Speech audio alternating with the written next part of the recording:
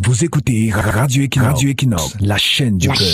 La chaîne du peuple. Bonjour, la danse macabre de l'hypocrisie autour du cadavre d'Anissé Kane. Quand la mort lave les sincérités souillées, le silence d'une absence pèse toujours plus lourd que le bruit de la présence.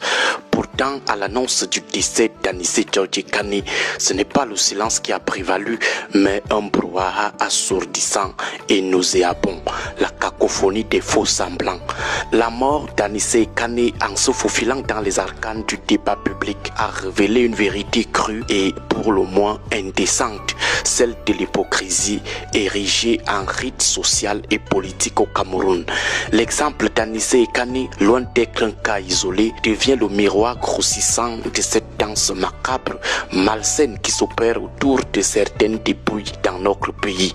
Un homme qui, hier encore, était la cible d'une campagne de dénigrement orchestrée, traité de terroriste, de subversif, d'ennemi de la patrie pour avoir simplement osé contester des résultats électoraux et soutenir son candidat de choix Issa Chiroma, un acte que l'on devrait qualifier de démocratique, non de séditieux.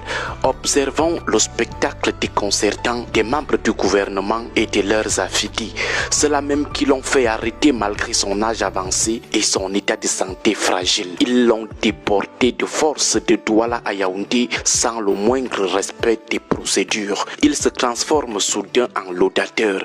Les déclarations officielles pleuvent, transformant le belligérant d'hier en héros et en ami.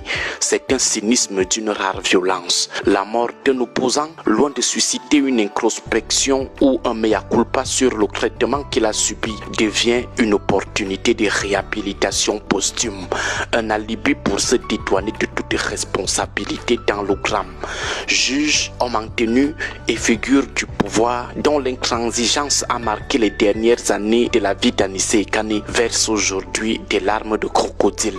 Ces larmes ne mouillent pas la mémoire du défunt, elles soulignent tout simplement l'épaisseur de leur indécence. L'hommage rendu aujourd'hui par ses persécuteurs n'est pas un signe de noblesse d'âme, mais la preuve que l'hypocrisie est l'ultime hommage que le vice peut bien rendre à la vertu. Les médias au service de ce bal, cette vague d'hommages opportunistes n'épargne pas la sphère médiatique.